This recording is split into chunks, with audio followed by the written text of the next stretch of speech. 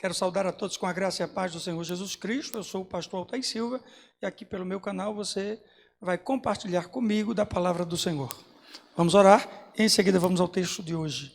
Amado Pai eterno, nós te agradecemos por tuas bênçãos, teu amor, tua graça e misericórdia.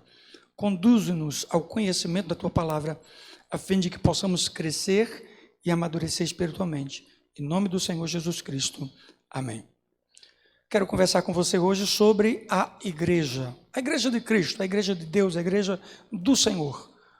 A intenção não é falar sobre denominação, nem sobre o templo ou as paredes, mas sobre a igreja do Senhor.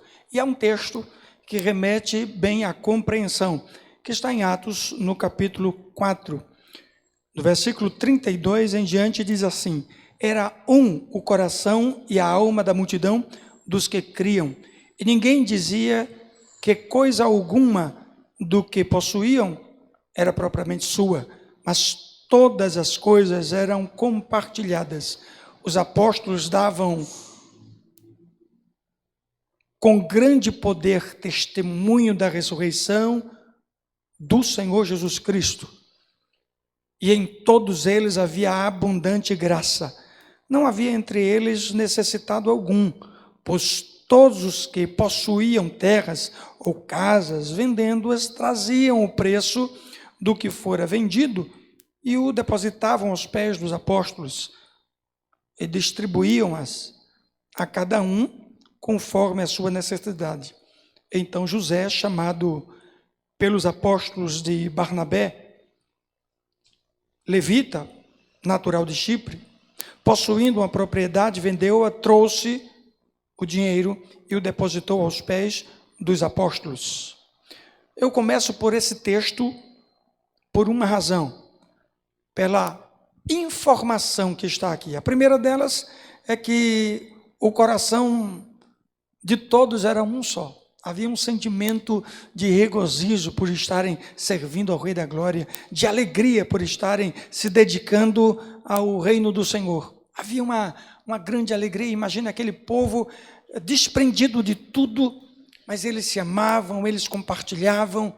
Igreja, o sentimento de compartilhar era muito natural entre aqueles amados irmãos ali.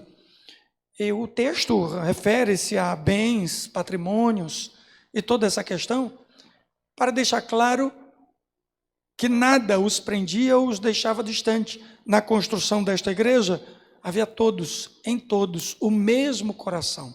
Esse coração, no que diz respeito, é figurado. O sentido que traz é que em todos eles havia prazer em servir, em todos eles havia prazer em estar juntos, em todos eles havia alegria. É uma comunidade abençoada pelo Rei da Glória. O texto apresenta inúmeras facetas desta chamada igreja. Logo no capítulo 5, logo a seguir, um posicionamento de Pedro, o pastor da igreja, Ananias e Safira. Você conhece a história. E eu só quero lembrar da postura de ambos, Ananias e Safira, e do pastor da igreja, que era Pedro. Ananias e Safira mentiram, enganaram, tentaram surgir diante da comunidade de fé como se eles fossem os melhores. Olha, eu tenho um bem, vou aqui entregar o valor, que é um valor alto. Mas não cumpriram, foram mentirosos. E essa mentira é prejudicial. O pastor da igreja, que é Pedro, toma uma postura muito dura. Então nós temos a segunda questão aqui. Na igreja do Senhor não cabe mentira.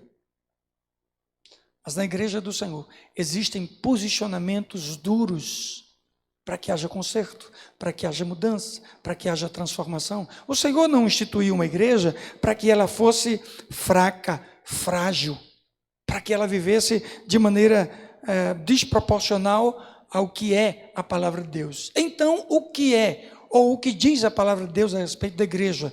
Então, no livro de Atos, agora sim, estou indo para o capítulo 2, e diz o texto: e perseveravam na doutrina dos apóstolos, na comunhão, no partir do pão e nas orações. Em cada alma havia temor, e muitas maravilhas e sinais eram feitos pelos apóstolos. Todos os que criam estavam juntos, tinham tudo em comum, vendiam suas propriedades e bens e repartiam com todos, conforme a necessidade de cada um. Perseverando unânimes todos os dias no templo e partindo pão de casa em casa, comiam juntos com alegria e sinceridade de coração, louvando a Deus e caindo na graça de todo o povo. E todos os dias acrescentava o Senhor à igreja aqueles que iam sendo salvos. As características da igreja estão aqui aplicadas. E se a gente for observar, a gente já começa com o aspecto da perseverança. Perseverar numa doutrina firme, numa doutrina consistente. Volta novamente ao desprendimento, porque eles estavam juntos na comunhão e no partir do pão. A realidade é que em cada um deles havia temor, o coração era o mesmo. Eles sentiam a necessidade de estar juntos, porque eles viam sinais e maravilhas. E isto era algo tremendo para aquele povo que se levantava como o povo do Senhor. A igreja foi instituída por Deus nesta direção. E a igreja é aquela que persevera firme, que continua, que não se abala. A igreja somos nós, as pessoas. Deus instituiu na morte de Cristo. Nós fomos alcançados por sua graça e Ele nos deu autoridade para pregar este evangelho. Nos deu autoridade para impor as mãos e os enfermos serem curados. Nos deu autoridade para impor as mãos e os demônios saírem, sendo expulsos. A igreja do Senhor é cheia da autoridade do Senhor. A constituição dessa igreja, hoje no mundo em geral, ela é legal.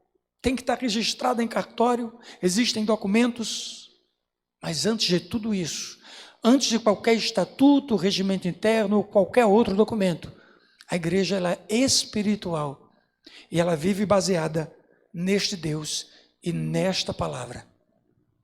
Quero aqui encerrar as palavras sobre a igreja, dizendo que há dois oficiais, pastor e diácono, reconhecidos por esta palavra. O pastor é aquele que apacenta, que cuida, que administra, que gerencia, que aconselha. Ele é o bispo, ele é o presbítero, ele é o pastor. O diácono é aquele que trabalha nos bastidores e que está sempre auxiliando o pastor.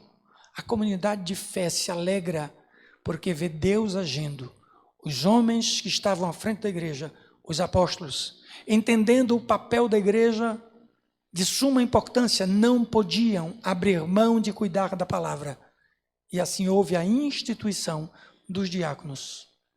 Com esse momento, a igreja prossegue ganhando. Aqui, agora, você, eu, nós somos a igreja. E temos que perseverar no mesmo entendimento que está no livro de Atos. Que Deus lhe abençoe.